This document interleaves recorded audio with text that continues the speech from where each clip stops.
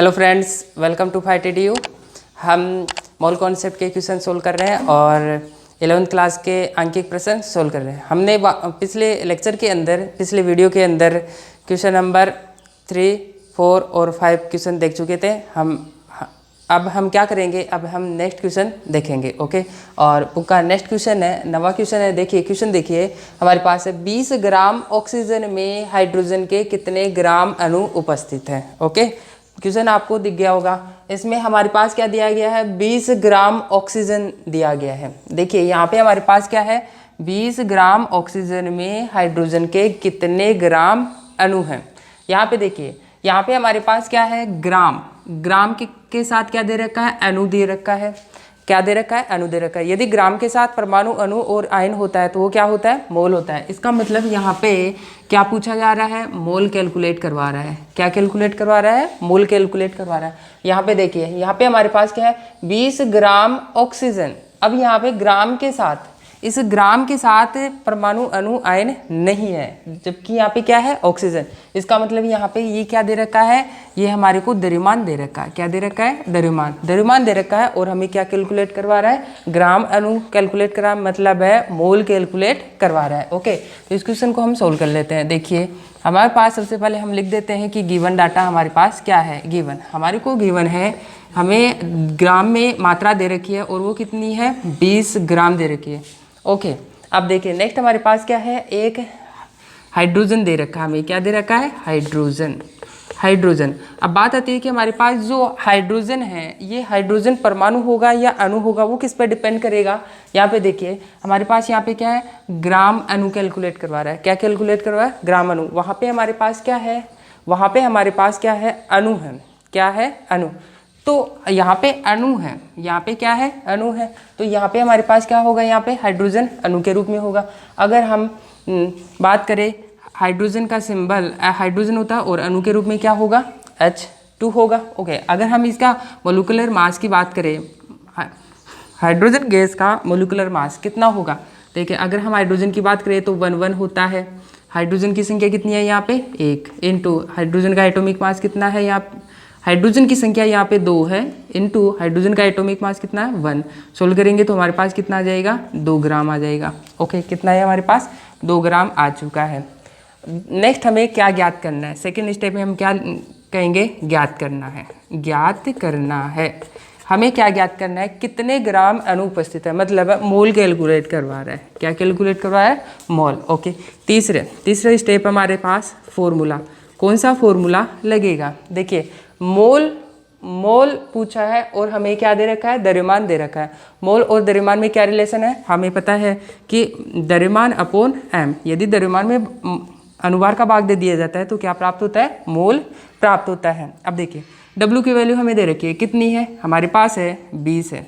तो 20 अपॉन और अनुभार किसका, हाइड्रोजन का कितना है, 2। सोल्व करेंगे तो कितना आ जाएगा, 10। तो हमारे पास यहाँ पे क्या आ चुका है, n कैलकुलेट हो चुका है। n क्या है, मोल। तो हम यहाँ पे क्या लिख देंगे, 10 मोल। और ये हमारे पास क्या आ चुका है, आंसर आ चुका है। तो हम कह सकते हैं कि 20 ग्राम ऑक्सीजन में हाइड्रोजन के 10 मोल उपस्थित होते हैं। अतः हम क्या कहेंगे, अतः 20 ग्राम ऑक्सीजन 20 ग्राम ऑक्सीजन में हाइड्रोजन के कितने मोल, कितने, 10 मोल होते हैं। ओके, बात क्लियर हो गई होगी। ओके, आप इसका स्क्रीनशॉट ले लीजिए, इसको नोट कर लीजिए। अब हम नेक्स्ट क्वेश्चन की तरफ चलते हैं। नेक्स्ट हमारे पास क्वेश्चन है, 10वां क्वेश्चन है। देखिए 64 ग्राम ऑक्सीजन में अणुओं की संख्या कितनी होगी।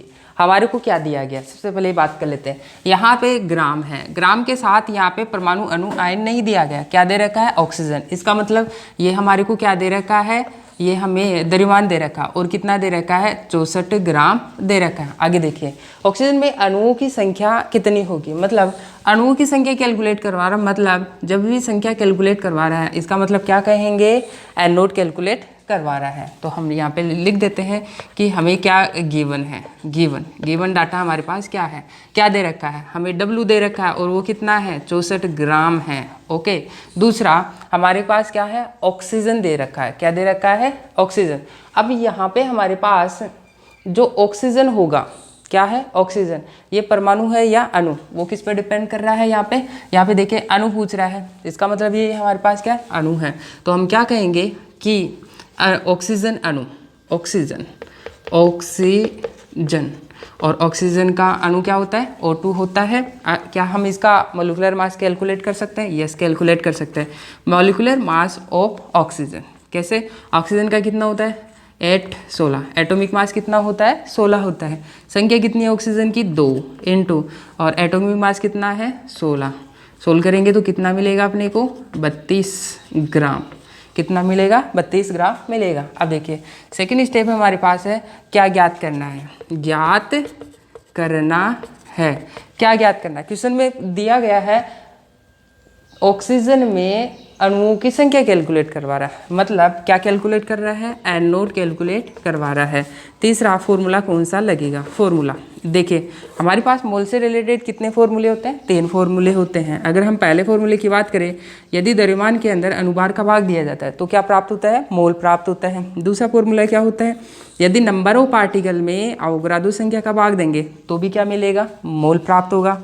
तीसरा फॉर्मूला क्या होता है, यदि आयतन लीटर में दिया गया हो उसमें 22.4 का भाग दिया जाता है तो भी हमें क्या मिलेगा, मोल मिलेगा। ओके, अब यहाँ पे हमारे पास है क्या दिया गया है, W दिया गया है। देखिए कौन से फॉर्मूले में है, पहले फॉर्मूले के अंदर है। दूसरा हमारे पास क्या ज्ञात करना है, एन नोट कैलकुलेट करना है, और एन नोट कौन से फॉर्मूले में है, सेकेंड फॉर्मूले में है। इसका मतलब कौन सा फॉर्मूला लगेगा, एक तो पहला फॉर्मूला लगेगा, दूसरा कौन सा लगेगा, सेकंड फॉर्मूला लगेगा। यहाँ पे हम क्या करेंगे, W दे रखा है, एम हमें पता है, निकाल लिया, कितना है 32 है, एन मिलेगा, उस एन को यहाँ रखेंगे, अवोगाद्रो संख्या से मल्टीप्लाई करेंगे और एन नोट मिल जाएगा। एक तरीका तो ये है, ये वाला मोल और ये वाला मोल बराबर है, इसका मतलब है जब मोल मोल बराबर होता है तो ये वाला टर्म और ये वाला टर्म क्या होगा, बराबर होगा। तो हमारा नया फॉर्मूला क्या बनेगा इसके लिए, n naught upon n a equal to W upon m. हमें क्या कैलकुलेट करना है, हमें एन नोट कैलकुलेट करना है, तो हम क्या कहेंगे, एन नोट बराबर W upon m into n a. ये हमारे पास अब फॉर्मूला बन चुका है। इस फॉर्मूले में वैल्यू पुटअप करनी है। W की वैल्यू कितनी है 64 है, और M की वैल्यू हमने निकाली है कितनी है 32 है, और एन ए क्या होता है, अवोगाद्रो संख्या होता है, और इसकी वैल्यू क्या होती है 6.023 इंटू 10 की पावर 23 होती है। चलो वैल्यू को पुटअप करके सोल्व कर लेते हैं। देखिए हमारे पास है एन नोट, W कितना दे रखा है 64 दे रखा है, अपॉन M कितना है, M हमारे पास है अभी हमने निकाला है कितना है 32 इंटू 6.023 इंटू 10 की पावर 23। देखिए इसको सोल्व करेंगे तो हमारे पास ये कितनी बार जाएगा, ये 2 बार चला जाएगा, 2 इंटू 6.023 इंटू 10 की पावर 23। इसको मल्टीप्लाई करते हैं, तो इसको मल्टीप्लाई करेंगे तो कितना बनेगा, यहाँ पे 6, ये इससे मल्टीप्लाई 4 0 पॉइंट और यहाँ 12 इंटू 10 की पावर 23। हमें क्या मिल चुका है, एन नोट मिल चुका है। और एन नोट क्या है, अणुओं की संख्या है, और किसके अणुओं की संख्या, ऑक्सीजन अणुओं की संख्या है। तो हम यहाँ लिख देंगे O2 अणुएं, क्या मिल चुकी है, O2 अणुएं। ओके, तो इसका भी हमारे पास क्या आ चुका है, आंसर आ चुका है। तो हम फाइनली कह सकते हैं कि 64 ग्राम ऑक्सीजन में ऑक्सीजन के 12.046 इंटू 10 की पावर 23 O2 अणुएं होती है। ओके, आप इसका स्क्रीनशॉट ले लीजिए, हम नेक्स्ट क्वेश्चन को सोल्व करते हैं। देखिए नेक्स्ट हमारे पास क्वेश्चन है, बुक का नेक्स्ट क्वेश्चन है कि क्वेश्चन नंबर 13 है, और इसमें हमें दिया गया है 0.1 मोल C6H12O6 में कार्बन के कितने परमाणु होंगे, कितने परमाणु होंगे। देखिए हमें क्या दे रखा है, 0.1 मोल दे रखे हैं, कितने मोल दे रखे हैं, 0.1 मोल दे रखे हैं, और हमें पदार्थ दे रखा है C6H12O6 मतलब ग्लूकोज है, इसमें कार्बन के कितने परमाणु होंगे। देखिए सबसे पहले तो हमें ये पता कर लेना है कि 0.1 मोल में C6H12O6 मतलब ग्लूकोज के कितने अणु होंगे। उसके बाद में हम कार्बन के अणुओं की संख्या बता सकते हैं। क्यों, क्योंकि हमें पता है कि C6H12O6 ग्लूकोज के एक अणु के अंदर अगर हम कार्बन के परमाणु की संख्या की बात करें तो कितना है, 6 परमाणु है। कितने है, ग्लूकोज के एक परमाणु, ग्लूकोज के एक अणु के अंदर कार्बन के कितने परमाणु है, 6 परमाणु है। और यदि हम 0.1 मोल के अंदर ग्लूकोज के कितने अणु हैं, तो वो उनको कैलकुलेट कर लेते हैं, तो उस संख्या को हम कितने से मल्टीप्लाई कर देंगे, 6 से मल्टीप्लाई कर देंगे, तो हमारे पास कार्बन परमाणु की संख्या आ जाएगी। ओके, चलो निकालते हैं। देखिए सबसे पहले तो हम लिख देते हैं यहाँ पे हमारे पास क्या गिवन है।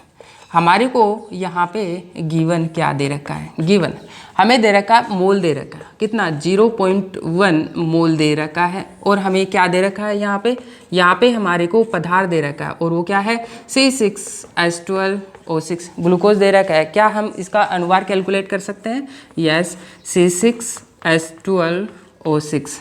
देखिए इसमें कितने प्रकार के परमाणु, कार्बन, हाइड्रोजन और ऑक्सीजन, 3 टाइप के, कार्बन, हाइड्रोजन और ऑक्सीजन। कार्बन के लिए 6 12 एटॉमिक मास कितना हुआ 12, हाइड्रोजन के लिए 1 एटॉमिक मास कितना हुआ 1 हुआ, ऑक्सीजन के लिए 8 16 एटॉमिक मास कितना हुआ 16 हुआ।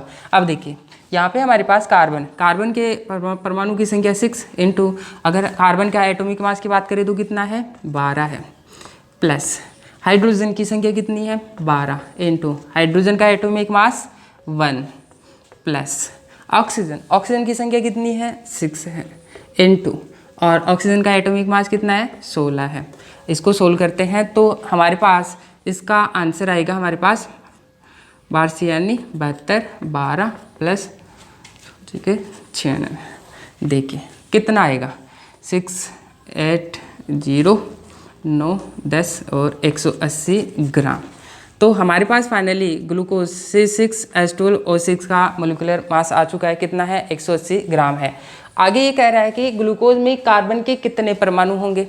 तो सबसे पहले तो हमें ये ज्ञात करना पड़ेगा कि 0.1 मोल में ग्लूकोज के कितने अणु हैं, उसके बाद में हम कार्बन परमाणु की संख्या बता सकते हैं। तो सेकंड स्टेप में हम लिख देते हैं ज्ञात करना है। सबसे पहले हमें क्या ज्ञात करना है, सबसे पहले हमें ये ज्ञात करना है कि 0.1 मोल में C6H12O6 की संख्या कितनी है। संख्या मतलब एन नोट कैलकुलेट करना है। क्या कैलकुलेट करना है एन नोट। उसके बाद में हमें क्या कैलकुलेट करना है कि उसमें कार्बन परमाणु की संख्या। दूसरा हमें क्या कैलकुलेट करना है, दूसरा हमें कार्बन परमाणुओं की संख्या, कार्बन परमाणुओं की संख्या कैलकुलेट करनी है, तो देखिए हमारे पास फॉर्मूला कौन सा लगेगा। यहाँ पे अगर हम फॉर्मूले की बात करें तो 3 फॉर्मूले होते हैं। कौन कौन से होते हैं? पहला फॉर्मूला क्या होता है, मोल बराबर W/m होता है। दूसरा फॉर्मूला क्या होता है, मोल बराबर number of particle upon Avogadro संख्या। तीसरा फॉर्मूला क्या होता है, यदि आयतन लीटर में दिया गया है उसमें 22.4 का भाग देते हैं तो भी मोल प्राप्त होता है। देखिए क्या दे रखा है, मोल दे रखा है। मोल तो तीनों फॉर्मूले के अंदर है। ओके, अब नेक्स्ट देखिए ज्ञात करना है। क्या ज्ञात करना है, एन नोट कैलकुलेट करना है।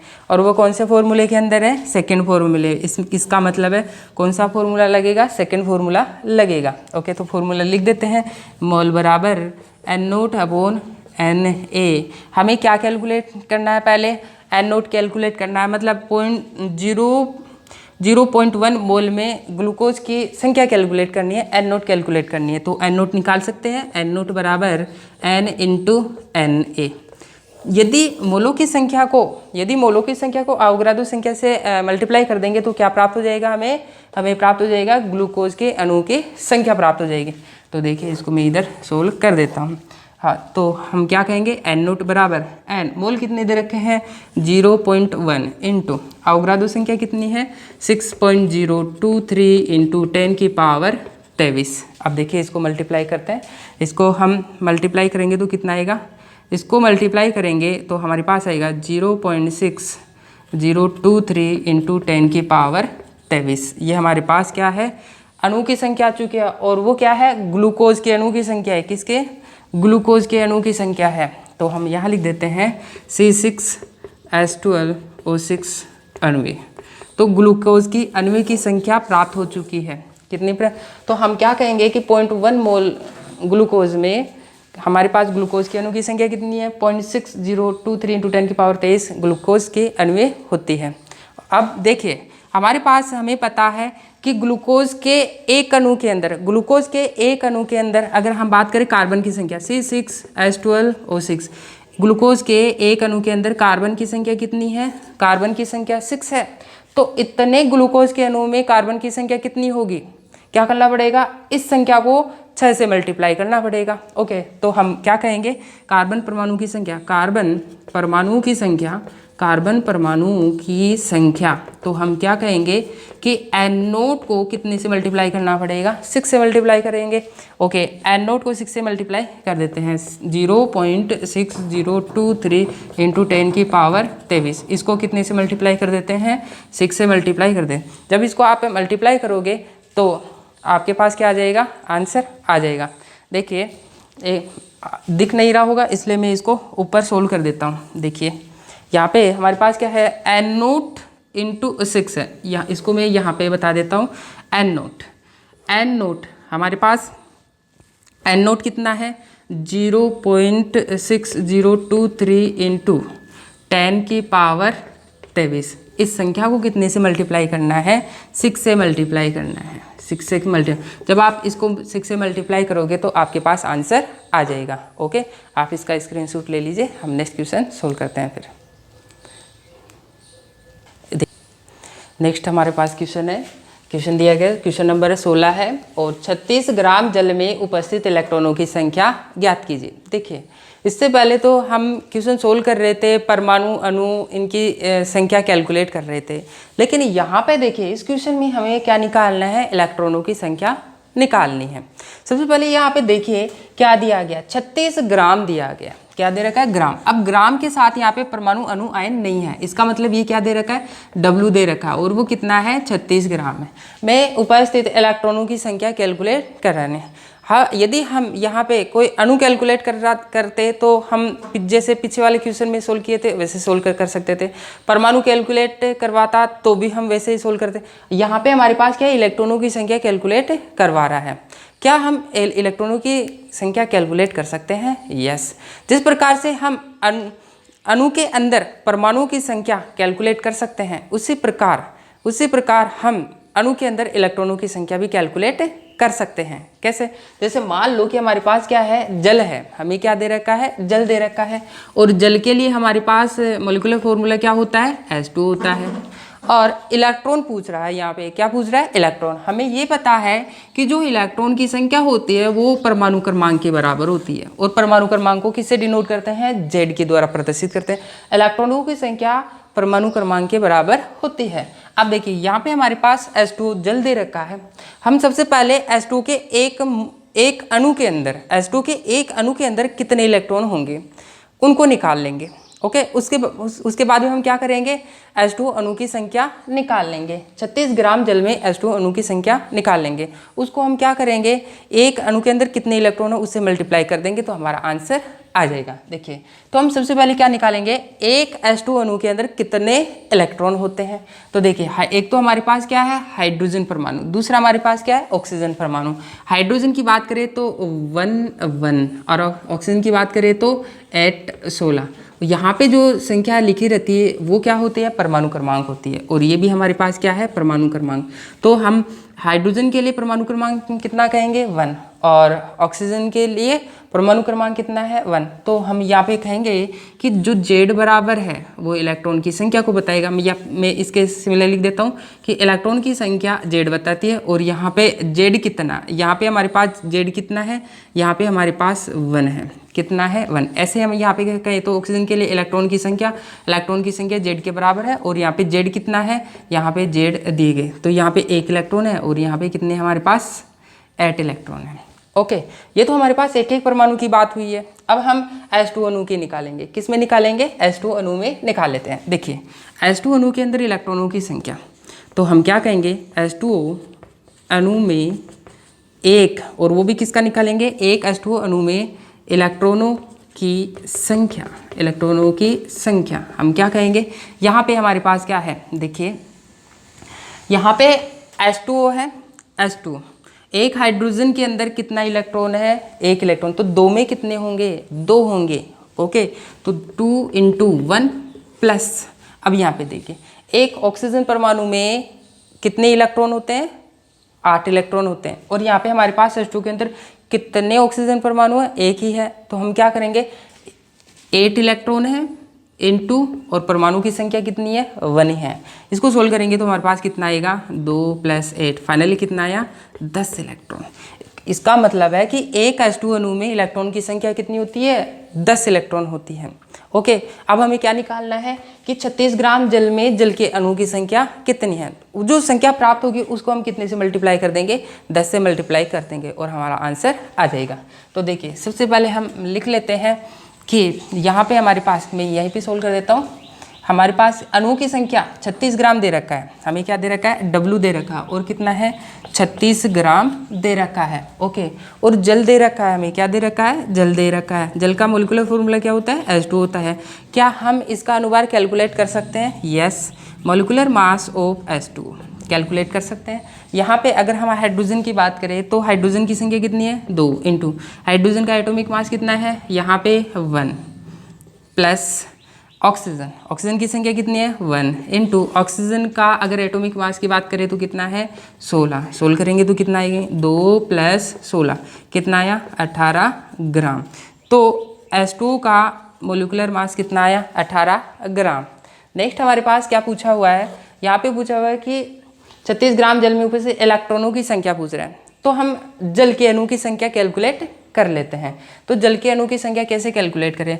तो देखिए मोल से रिलेटेड 3 फॉर्मूले होते हैं। एक तो फॉर्मूला क्या होता है मोल बराबर W/m, सेकेंड फॉर्मूला क्या होता है N0/Na होता है, तीसरा फॉर्मूला क्या होता है आयतन लीटर में दिया गया हो अपॉन 22.4 का भाग देते हैं। अब देखिए हमारे पास यहाँ पे क्या कैलकुलेट करा रहा है इलेक्ट्रॉनों की संख्या कैलकुलेट करा रहा है। किसकी संख्या? इलेक्ट्रॉनों की संख्या, मतलब N0 कैलकुलेट करवा रहा है। दूसरा हमें यहाँ पे क्या दे रखा है W दे रखा है। W कौन से फॉर्मूले के अंदर है? इस वाले फॉर्मूले के अंदर, तो एक तो ये फॉर्मूला लगेगा। दूसरा हमें क्या कैलकुलेट करवा रहा है N0 कैलकुलेट करा रहा है, और N0 किसके अंदर है? इसके अंदर है। इन दोनों के अंदर मोल बराबर होंगे तो हम क्या लिख सकते हैं इस वाली टर्म को और इस वाली टर्म को क्या कर सकते हैं बराबर लिख सकते हैं। तो हमारा फॉर्मूला क्या बनेगा? हमारा फॉर्मूला बनेगा क्या बनेगा N0/Na = W/m। अब N0 निकालना है हमें। N0 का मतलब इलेक्ट्रॉनों की संख्या निकालनी है। इलेक्ट्रॉनों की संख्या कब निकलेगी? जब हम जल के अणु की संख्या निकाल लेते हैं। तो हम यहाँ पे हम ये कहेंगे कि N0 क्या निकालना पड़ेगा हमें? जल के अणु की संख्या निकालनी पड़ेगी। क्या निकालनी पड़ेगी? जल के अणु की संख्या। ओके, तो यहाँ पे 2 क्वेश्चन है। एक तो हमारे पास क्या है जल के अणु निकालने पड़ेंगे, और जल के अणु मतलब N0 निकालना। दूसरा हमें क्या निकालना पड़ेगा? इलेक्ट्रॉनों की संख्या। सबसे पहले हमें N0 निकाल रहे हैं। ओके, N0, तो N0 बराबर W/m × Na। देखिए W कितना दे रखा है? W हमें कितना दे रखा है 36 दे रखा है, तो हम क्या कहेंगे 36/m। m कितना दे रखा है? m हमारे पास यहाँ पे है, देखिए H2 का कितना है 18, कितना है 18 इंटू अवोगाद्रो संख्या 6.023 × 10⁻23। इसको सोल्व करते हैं 18 × 18, 18 × 2 = 36। तो कितना मिलेगा अपनी को? यहाँ पे मैं इसको आगे लिख देता हूँ। कितना मिलेगा? इसको मल्टीप्लाई करेंगे तो कितना मिलेगा 6, और इससे मल्टीप्लाई करेंगे तो 4 0 पॉइंट और 6×2 = 12 × 10⁻23। अब देखिए जो N0 मिला है वो जल के अणु है। जल के अणु, ये हमारे पास किसके अणु है? जल के अणु प्राप्त हो चुके। किसके अणु प्राप्त हो चुके हैं? जल के अणु प्राप्त हो चुके हैं। जल के अणु किसके अणु है? जल के अणु। जल के अणु। अब देखिए जल के एक अणु के अंदर, जल के एक अणु में इलेक्ट्रॉनों की संख्या कितनी है? 10 इलेक्ट्रॉन। तो जल के इतने अणु में इलेक्ट्रॉनों की संख्या कितनी होगी? क्या करना पड़ेगा? इस संख्या को कितने से मल्टीप्लाई करेंगे? 10 से मल्टीप्लाई करेंगे। तो मल्टीप्लाई मैं यहाँ पे कर देता हूँ। देखिए यहाँ पे हमारे पास है, तो इलेक्ट्रॉनों की संख्या हमें क्या करना पड़ेगा? N0 को कितने से मल्टीप्लाई करना पड़ेगा? N0 को कितने से? 10 से मल्टीप्लाई करना पड़ेगा। N0 की वैल्यू कितनी है? 12.046 × 10⁻23। कितने से मल्टीप्लाई करेंगे? इंटू 10 से मल्टीप्लाई कर देंगे। जब आप इसको 10 से मल्टीप्लाई करोगे तो आपके पास क्या आ जाएगा? आंसर आ जाएगा। ओके, तो आप इसको सोल्व करके देख लो आपके पास कितना आंसर आएगा। ओके, अब इसका आप स्क्रीनशॉट ले लीजिए। हम नेक्स्ट क्वेश्चन सोल्व करते हैं। हाँ देखिए, नेक्स्ट क्वेश्चन हमारे पास 21वां क्वेश्चन है, निम्नलिखित में से प्रत्येक के एक मोल कितना, एक मोल का क्या भार है। देखिए निम्नलिखित में प्रत्येक के एक मोल, हमें मोल दे रखा और कितना मोल है, एक मोल है। कितना मोल है, एक मोल। भार कैलकुलेट करवा रहा है, क्या कैलकुलेट, भार का मतलब है डब्लू कैलकुलेट करवा रहे हैं, द्रव्यमान कैलकुलेट करवा रहा है। तो देखिए सबसे पहले हमारे पास क्या है, पहला इसमें भी दो क्वेश्चन दे रखे हैं, एक तो NaCl का, दूसरा क्या है CaCO3। NaCl के एक मोल का भार क्या है ये पूछा हुआ है। इसी प्रकार CaCO3 कैल्शियम कार्बोनेट के एक मोल का भार क्या है, यानी कि इसके भार क्या होगा, कितना होगा। देखिए हमारे पास यहाँ पे क्या है, हमारे पास सबसे पहले लिख देते हैं कि गिवन डाटा क्या है। गिवन हमें गिवन है एक मोल दे रखा है, मोल दे रखा है, कितना मोल दे रखा है, W दे रखा है। और हमें क्या दे रखा है, यहाँ पे पदार्थ दे रखा है, और वो पदार्थ क्या है, NaCl है। क्या है, NaCl। अब देखिए यहाँ पे हम इस NaCl का मोलिकुलर मास कैलकुलेट कर सकते हैं। कैसे, मोलिकुलर मास ऑफ NaCl क्या होगा, सोडियम के लिए कितना होता है 1123, और क्लोरीन के लिए कितना होता है, क्लोरीन के लिए होता है हमारे पास, क्लोरीन के लिए होता है 1735.5 होता है। सोडियम के लिए तो एटॉमिक मास कितना हुआ 23, और क्लोरीन के लिए एटॉमिक मास कितना हुआ 35.5। देखिए सोल्व करते हैं। यहाँ पे हमारे पास है सोडियम की संख्या कितनी है 1, इंटू एटॉमिक मास कितना 23, प्लस क्लोरीन की संख्या 1 इंटू और क्लोरीन का एटॉमिक मास 35.5। सोल्व करेंगे कितना आएगा, 23 प्लस 35.5। देखिए कितना आया, यहाँ पे आएगा हमारे पास 0.5 और कितना आया 8,2,3,5 ग्राम। कितना आया 58.5 ग्राम आएगा मोलिकुलर मास ऑफ NaCl। करने के लिए मैंने एक वीडियो और बना रखी है, आप देख सकते हैं जा करके FIGST fight EDU volume 02 tap करके आप वहाँ पे सर्च कर सकते हैं। आप वहाँ पे ये टाइप कीजिए और वहाँ पे आप अनुभार कैसे कैलकुलेट कर सकते हैं डिटेल से आप देख सकते हैं। ओके, अगर आता है तो आगे चलते हैं, अगर नहीं आता है तो आप वहाँ पे जाकर इसको डिटेल से देख सकते हैं। देखिए आगे चलते हैं। हमारे पास क्या है, क्या कैलकुलेट करवा रहा है, भार कैलकुलेट करवा रहा है। यहाँ पे ज्ञात करना है, क्या कैलकुलेट करवा रहा है, W कैलकुलेट करवा रहा है। ओके, अगर हम फॉर्मूले की बात करें, फॉर्मूला की कौन सा फॉर्मूला लगेगा, मोल और द्रव्यमान में क्या रिलेशन है, हमें पता है कि मोल बराबर W/m होता है। ओके, यहाँ पे हमें W की वैल्यू कैलकुलेट करनी है, W की वैल्यू क्या करनी है, कैलकुलेट। N की वैल्यू दे रखी है, N की वैल्यू, और M हमने निकाला है कितना 58.5, तो वैल्यू रख देते हैं। N की वैल्यू कितना है, 1 मोल है। कितना मोल है, 1 मोल है, बराबर W हमें कैलकुलेट करना है। M कितना है, M हमारे पास है 58.5। W निकाल लेते हैं यहाँ से, तो W होगा हमारे पास 58.5 इंटू 1। ये हमारा क्या आ चुका है, आंसर आ चुका है। तो हम क्या कहेंगे कि NaCl के 1 मोल में NaCl का भार कितना होता है, 58.5 ग्राम होता है। कितना होता है, ग्राम। यहाँ पे हमारे पास जो आंसर आएगा वो किसके अंदर आएगा, ग्राम के अंदर आएगा। ओके, ऐसे हम इसको भी सोल्व कर सकते हैं। देखिए हमारे सेम ऐसा ही क्वेश्चन है, यहाँ पे वहाँ पे भी हमारे पास यही फॉर्मूला लगेगा। हमें W निकालना है, N की वैल्यू, M निकालना पड़ेगा। क्या हम M निकाल सकते हैं क्या, इसका हम M निकाल सकते हैं। या अगर आपको यहाँ दिखाई नहीं दे रहा है तो मैं इसको ऊपर लिख देता हूँ। देखिए इसको ऊपर लिख देता हूँ, यहाँ दिखाई नहीं दिया तो देखिए W निकालना है यहाँ से, W बराबर 1 इंटू 58.5 ग्राम, ये आंसर आ गया। ओके, देखिए अब हमारे पास यहाँ पे जिस प्रकार से NaCl का द्रव्यमान निकाला है, ओके, उसी प्रकार कैल्शियम कार्बोनेट का भी हमें क्या निकालना है, द्रव्यमान निकालना है, भार निकालना है। देखिए कौन सा फॉर्मूला लगा था, ये फॉर्मूला। हमें मोल तो दे रखा था 1 मोल, इसके लिए भी 1 मोल और उस क्वेश्चन के लिए भी क्या होगा, 1 मोल होगा। W निकालना है, और M हम कैलकुलेट कर सकते हैं। जैसे हमने NaCl का लिए M अनुभार कैलकुलेट किया है, परमाणु अनुभार कैलकुलेट किया है, उसी प्रकार कैल्शियम कार्बोनेट का अनुभार भी कैलकुलेट कर सकते हैं। ओके, तो इसका मैं सॉल्यूशन डायरेक्ट कर रहा हूँ। यहाँ की मैं केवल क्या करूँगा, कैल्शियम कार्बोनेट का क्या निकालते हैं, यहाँ पे अनुपात निकाल लेते हैं। यहाँ पे कैल्शियम का है एक, तो कैल्शियम के लिए 20 40 एटॉमिक मास कितना हुआ 40। कार्बन के 6 12 एटॉमिक मास कितना हुआ 12।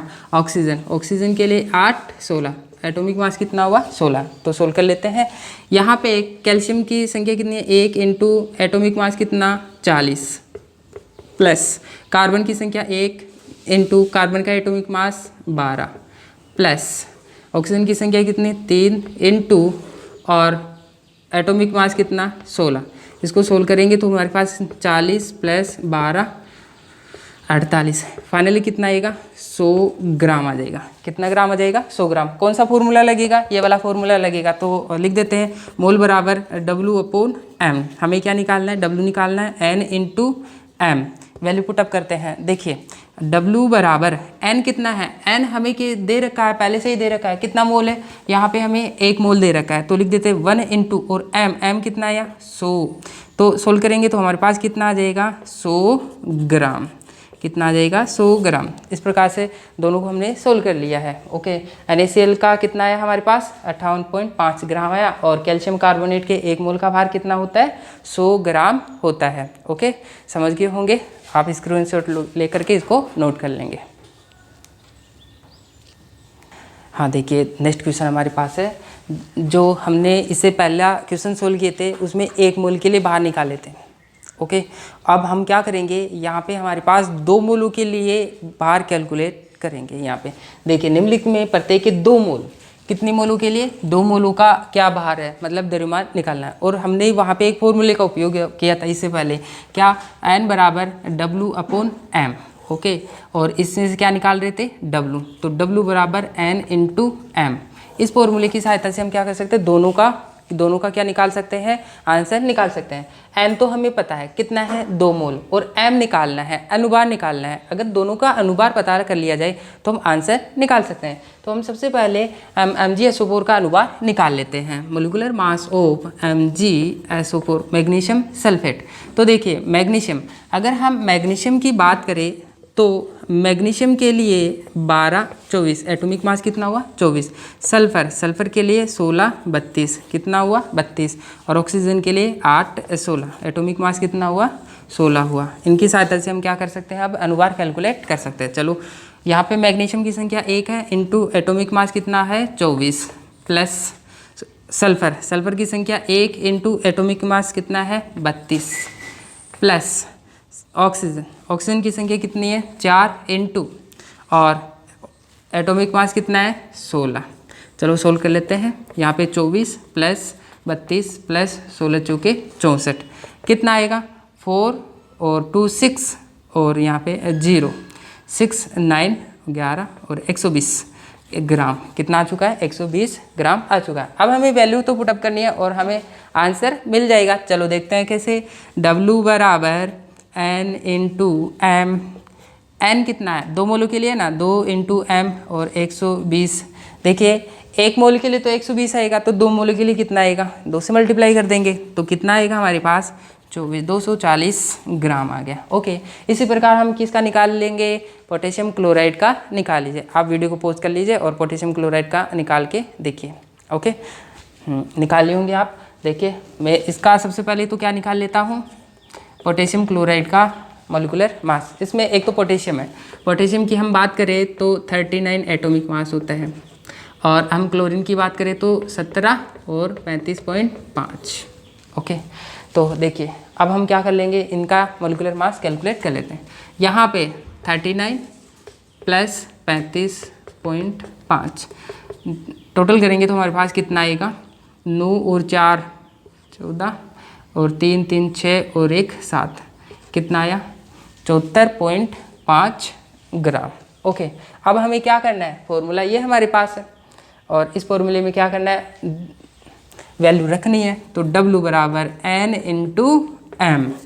तो देखिए हमारे पास N की वैल्यू कितनी दे रखी है 2 दे रखी है। कितनी दे रखी है 2 दे रखी है। तो N मोल 2 दे रखा था, M हमने कैलकुलेट कर लिया कितना 34.5 मल्टीप्लाई करते हैं 5 दूनी 10 4 दूनी 8 और 1 9 7 2 14। तो कितना आया 1 पॉइंट छोड़ करके 149 ग्राम। ये हमारा आंसर आ चुका है।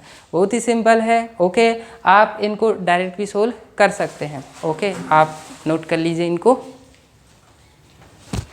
हाँ देखिए, नेक्स्ट हमारे पास क्वेश्चन है निम्नलिखित में से प्रत्येक के कितने मोल है, और क्वेश्चन नंबर कितना है 30 है। देखिए हमें दे रखा है 100 ग्राम कैल्शियम कार्बोनेट। क्या दे रखा है, यहाँ पे ग्राम दे रखा है। ग्राम के साथ परमाणु अणु आयन नहीं है, इसका मतलब क्या दे रखा है, द्रव्यमान दे रखा है, और वो कितना है 100 ग्राम। ऐसे ही यहाँ पे देखो, यहाँ पे ग्राम के साथ परमाणु अणु आयन नहीं है, इसका मतलब ये भी क्या दे रखा है, हमें W दे रखा है, और वो कितना है 80 ग्राम है। ओके, इसी प्रकार ये भी हमारे पास क्या होगा, W होगा, और वो कितना है 10 ग्राम है। क्या कैलकुलेट करवा रहा है, कितने मोल है, क्या कैलकुलेट करवा रहा है, मोलों की संख्या कैलकुलेट करवा रहा है। तो देखिए हमें द्रव्यमान दे रखा है और मोल कैलकुलेट करवा रहा है। द्रव्यमान और मोल में क्या रिलेशन होता है, हमें पता है द्रव्यमान और मोल में क्या रिलेशन है, मोल बराबर W/m होता है। हमें क्या कैलकुलेट करना है, हमें मोल कैलकुलेट करना है। यदि दिए गए द्रव्यमान के अंदर अनुभार का भाग दे दिया जाता है तो क्या प्राप्त हो जाएगा, हमें मोल प्राप्त हो जाएगा। देखिए W दिया गया है 100 ग्राम, इसमें भी W दिया गया है और इसमें भी W दिया गया है।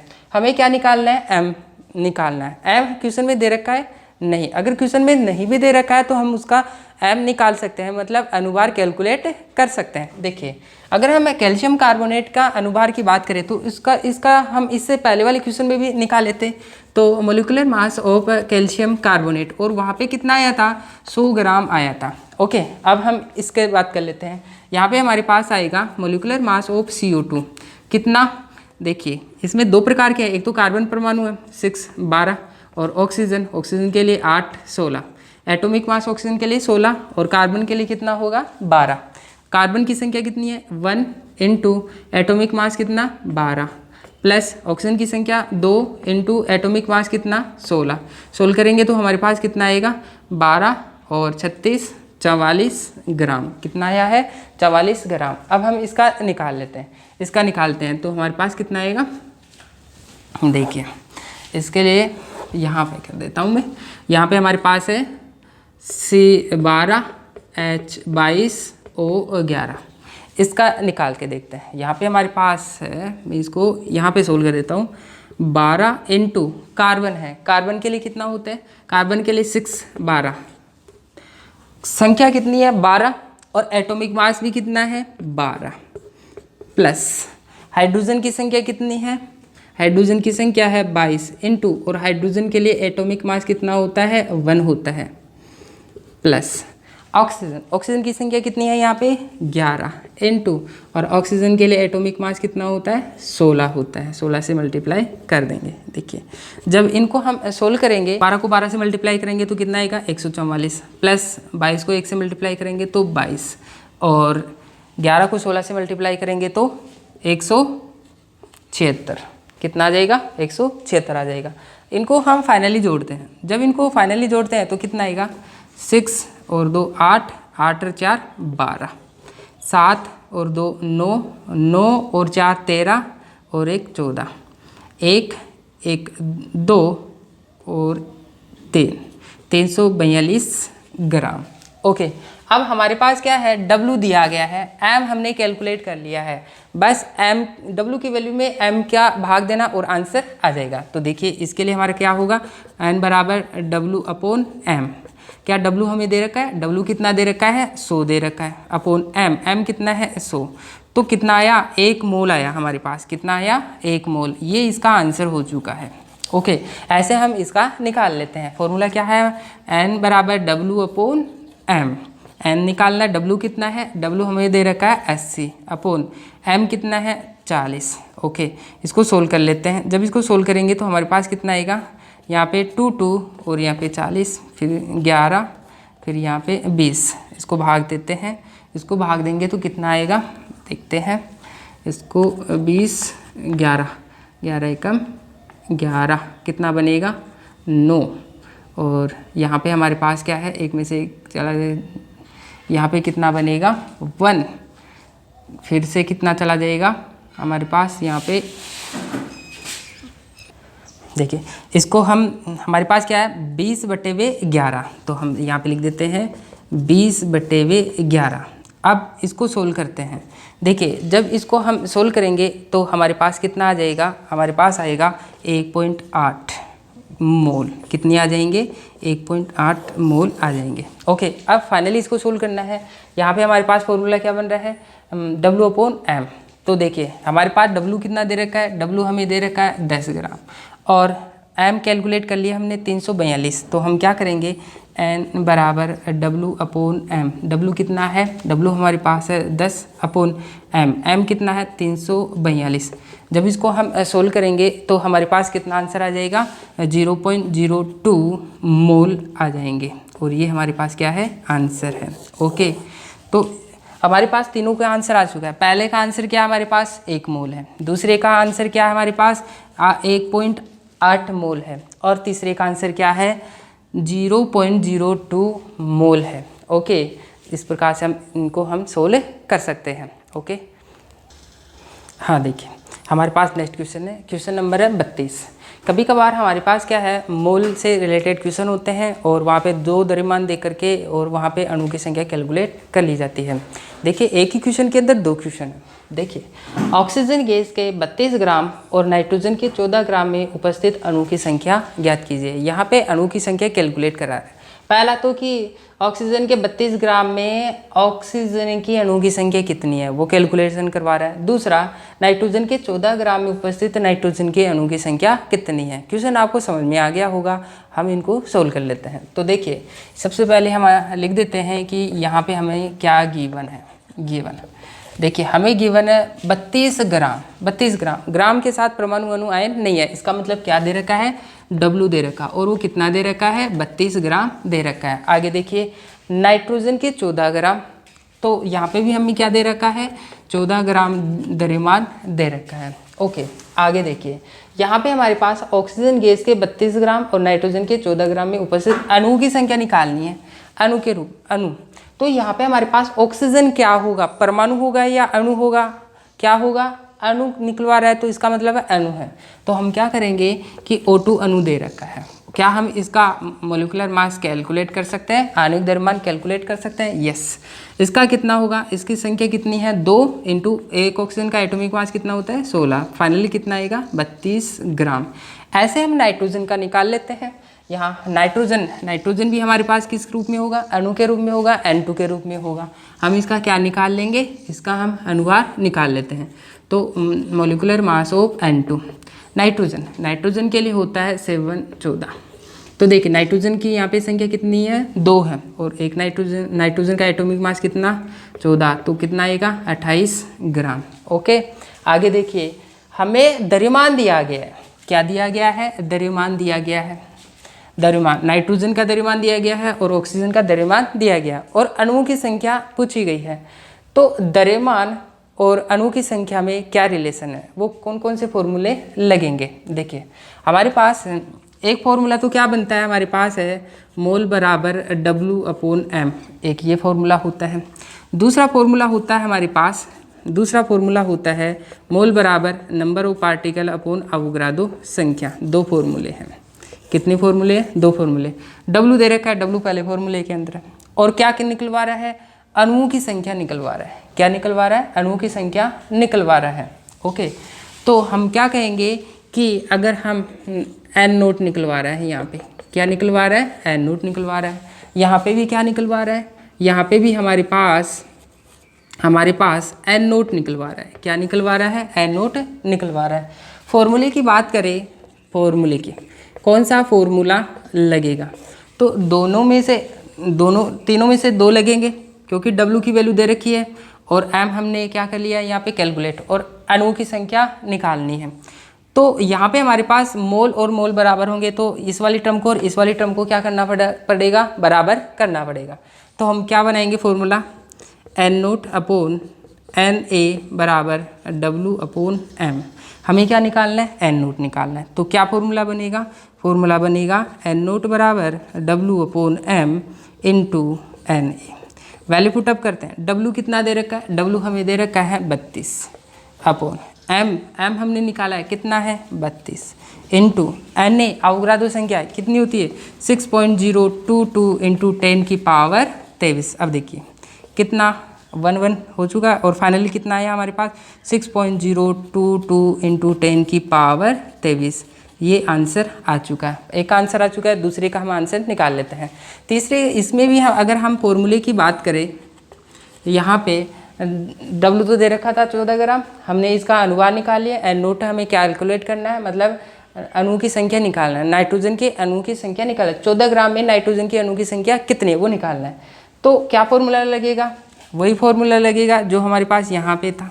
और इससे क्या फॉर्मूला बना था, ये फॉर्मूला बना था। मैं यहाँ पे डायरेक्ट लिख देता हूँ, क्या एन नोट बराबर W/m इंटू Na। W की वैल्यू कितनी दे रखी है, W की वैल्यू हमें दे रखी है 14 अपॉन m क्या कितना निकाला हमने 28 ग्राम इंटू, और अवोगाद्रो संख्या कितनी होती है 6.022 इंटू 10 की पावर 23। अब देखिए 14 एकम 14, 14 28, इसको क्रॉस आउट करेंगे तो कितना बनेगा 3.011 इंटू इतना बनेगा। फाइनली कितना बनेगा हमारे पास, फाइनली बनेगा एन नोट बराबर 3.011 इंटू 10 की पावर 23। ये आंसर आ चुका है अणु की संख्या। तो देखिए दोनों के आंसर आ चुके हैं। इसका हमारे पास ये वाला आंसर है और इसके लिए ये आंसर है। ओके, देखिए इस क्लास के अंदर हम मोल के कुछ क्वेश्चन सोल्व किए हैं, आप इनको बनाना प्रैक्टिस करना, और हम नेक्स्ट क्लास के अंदर मोल से रिलेटेड जो भी क्वेश्चन बचे हुए हैं उनको सोल्व करेंगे। और आपको मैं एक प्रैक्टिस के लिए सीट दूंगा, आप उनको सोल्व करना। ओके, वो आपको डिस्क्रिप्शन बॉक्स में मिल जाएगी। ओके,